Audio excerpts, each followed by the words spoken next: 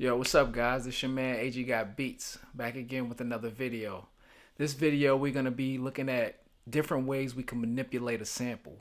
I came up with 5 different ways, but feel free to leave a comment and let me know the ways that you choose to manipulate your samples.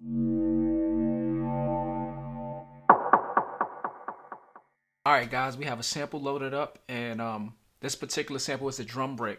So what we're going to do is loop it. And the reason why you would loop something is you have a long sample, but you only like a certain part of the sample. So in this situation, you would just take an individual slice and loop it. All right, so I'm gonna show you what I mean. So we have the sample loaded up.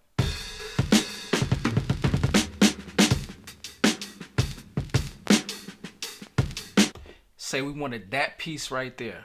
So let's go to sampling, and we're gonna go into edit.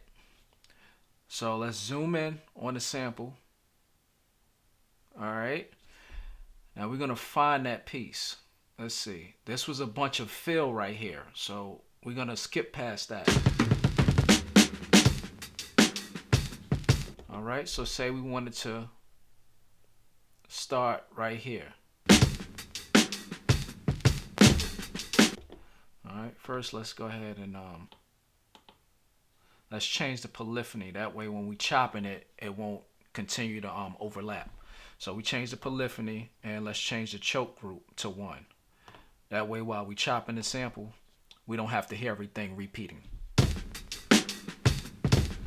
Okay, so now we have the part where we want to start at. All right, zoom in, and we had about, it was pretty good. So let's say that's the part we wanted to start at. And I'm gonna zoom out.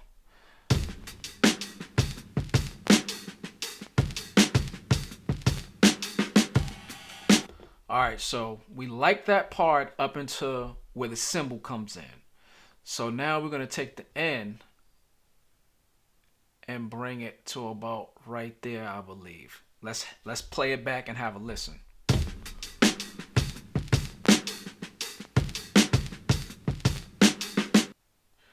Perfect. So let's say that's the loop right there that we want. You see let me zoom out. You see everything that's on either side of the part that we have highlighted. We want to get rid of that, and we're going to just loop that section right there. All right, so what you would do is, it's on truncate right now. You want to hit apply. So now we have that section right there, and it's looped.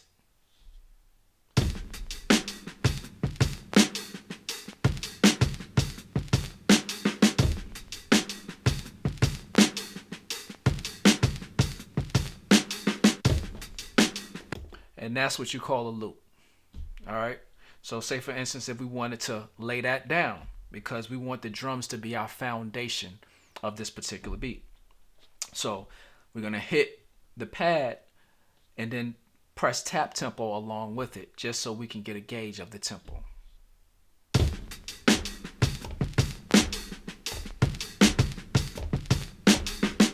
All right, and I believe they played these drum breaks live, so it might have a variance in tempo, but for the most part, I think it's around 81.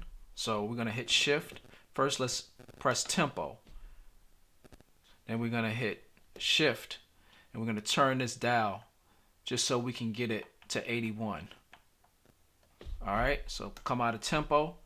And now what we're gonna do, we're just gonna lay that part down. All right, just so we can have a base for the beat.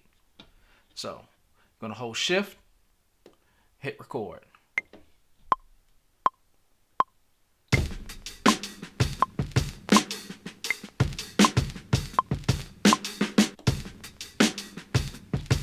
All right, so now we got it. So now we pretty much got it laid down. What we're gonna do now is just play it back to see if it loops on beat.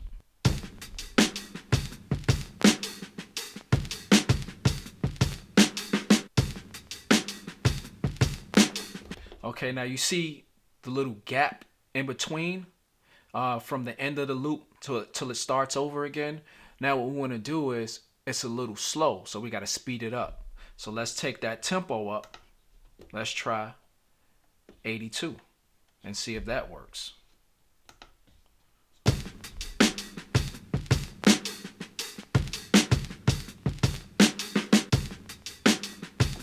All right, so that's good enough right there. So that is an example of how to loop a sample.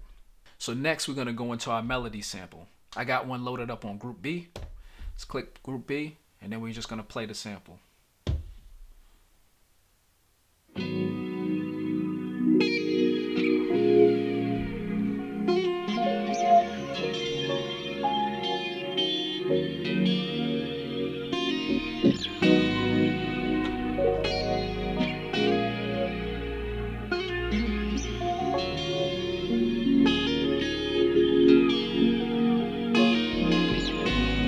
All right, let's stop it right there. Again, when you first come into your sample, the polyphony is going to be set at 8. So when you hit it,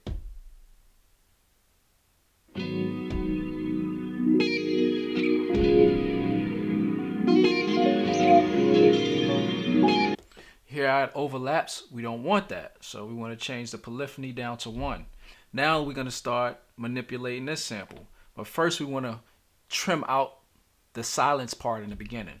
So we're going to go into sampling, hit edit, and then we're going to trim the little silence part in the beginning. So that way the sample will start as soon as we hit it.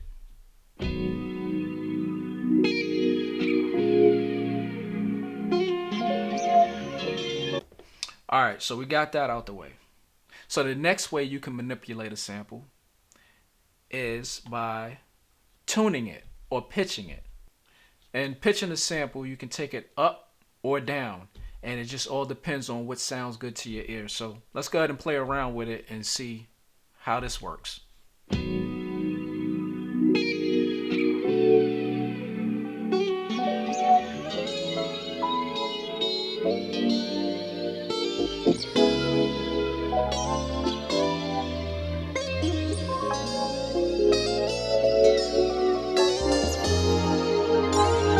And you notice as I'm pitching it up, it's not only getting faster, but the pitch is changing as well. So it's getting more like that chipmunky high pitch tune.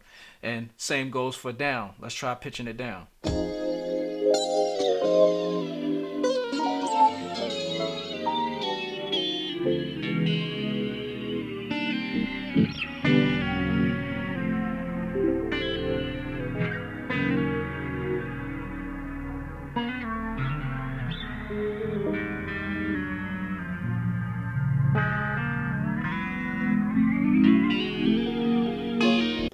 All right, so that's an example of why you would want to pitch a song. You can pitch it up to match the tempo of your current song. You can pitch it up to try to match the key. There's a lot of different things that you would pitch up or pitch down a sample to do. All right, so we're going to set that back to 0. Now we're going to go into the third way of manipulating a sample. You just reverse it.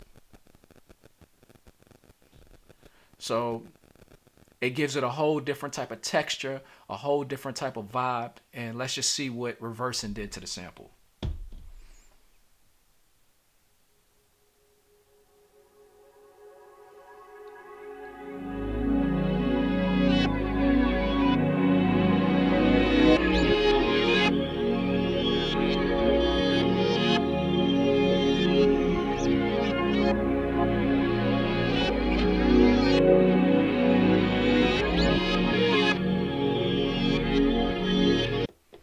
That's crazy. That's crazy. All right, so that's reversing the sample. And again, you can chop that up, which we'll be getting to in a second. But yeah, so that's reversing the sample. The next way you can do it, I'm going to set that back to off, is you can just click the arrow button over, and that's going to bring up the filter envelope. So next thing you want to do is filter the sample. And what filtering does is you can take the highs or the lows out of it. So say for instance, if you have a sample already and you want to create a bass line and you don't want to play it, or you don't have a keyboard to play along with it, you can filter out the highs and just bring in the lows and make the bass for the beat. The sample again without any filter on it.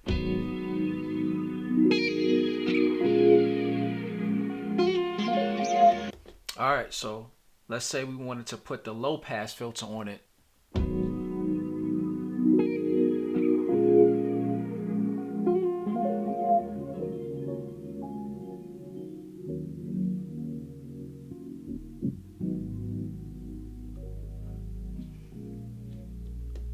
So you hear the little rumbling that it gives you once you turn the cutoff down. That's pretty much why you would use filtering for that. It also can give you that underwater sound as well. So that's another way to use low pass filter. The other way would be to create a high pass filter. So, and what this does is allow you to cut off the lows. That way your drums can cut through the mix, and then you can create your own bass line where you don't have to follow behind the bass line in the sample. So I'll give you an example.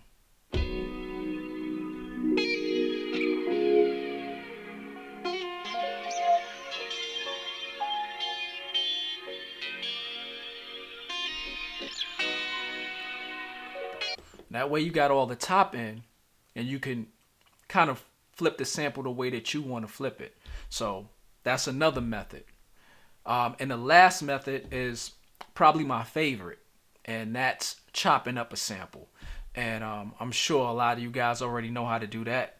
But what we're going to do with this sample, we're going to set everything back to where it was from the beginning.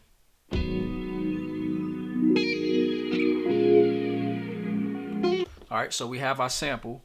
We're going to go back into sampling, and we're going to click slice. And this particular way I'm going to slice it is I'm going to use the feature of Maschine where you can just slice it by hitting the pads. Now we're going to slice our sample by hitting every pad while the sample is playing. So here we go.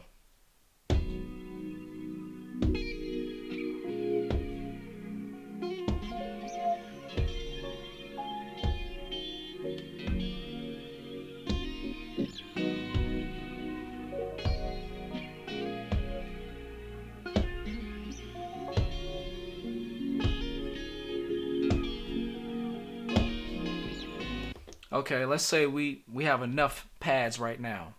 That's it. We got 16 chops.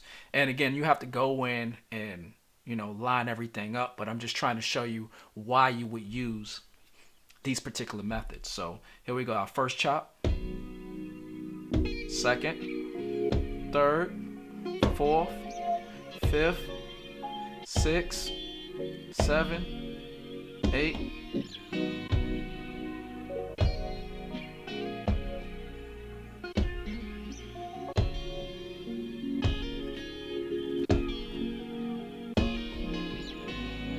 Okay, so that's it. That's what we wanted.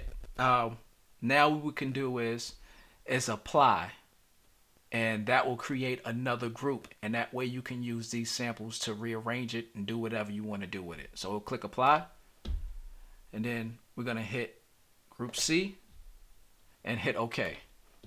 So now all of those chops on group C.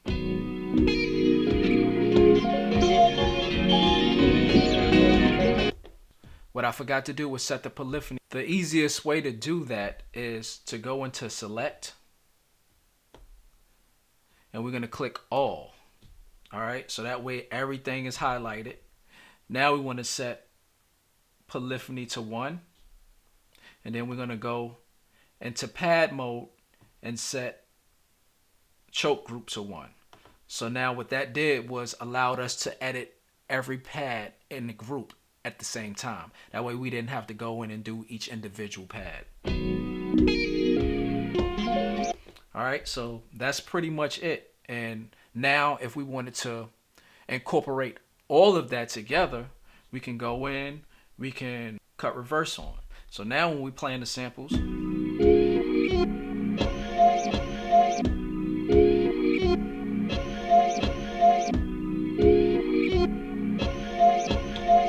all right, so we reversed it.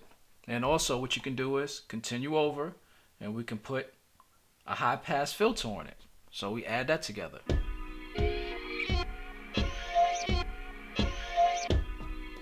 All right, and then say for instance, if we like that how it's sounding, we can actually go in again and pitch it up.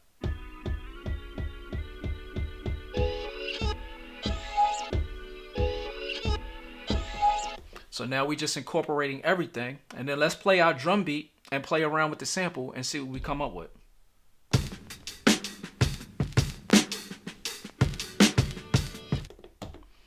All right, we want to clear out.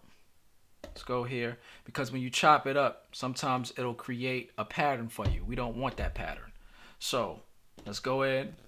We're gonna, restart. We're gonna play our drum beat and let's see what we can come up with.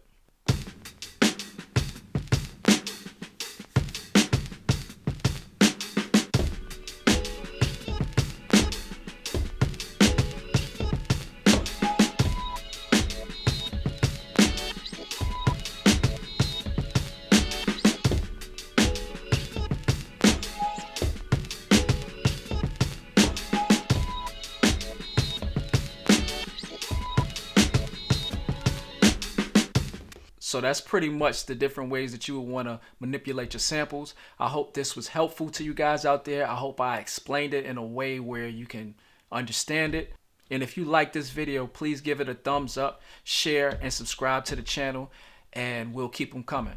All right? Until the next video, I'll holler at y'all. Peace.